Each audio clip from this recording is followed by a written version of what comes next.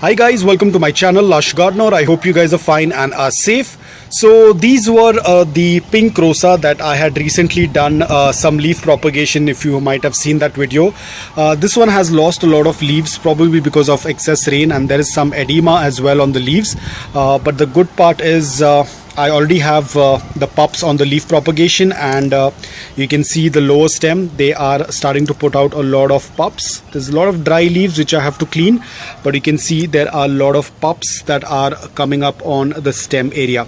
Now the thing what I wanted to show you guys is the overall look of the succulent. You might be seeing there is a lot of difference on this succulent.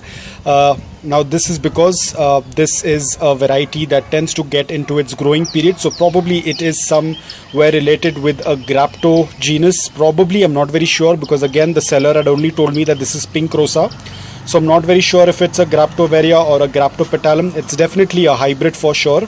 But the thing what I wanted to show you is this plant is slowly getting into its growing period.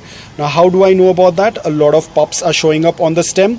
Apart from that, the major visual thing that you will be able to see is the colors. The colors have completely faded off. It's starting to turn a little bit more green on the crown area. Even though this is exposed to direct morning sunlight for 5 to 6 hours, the colors have completely gone off. But what I'm going to do is, on the right hand side, I will put the image of how it looked during the summers, probably in the month of March. That's when we have our summers, and you will be able to see the difference in the structure of the leaves, the difference in the color. Everything looks very different from the succulent that is in its growing period, which is on your left hand side, and the succulent which is on your right hand side, which was dormant during the summers.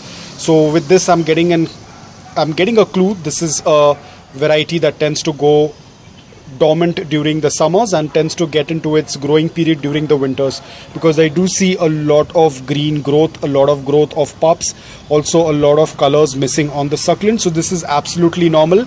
Every succulent that tends to get into its growing period will start to lose those anthocyanins, because anthocyanins will only show up when the succulent is stressed, especially during the dormant period.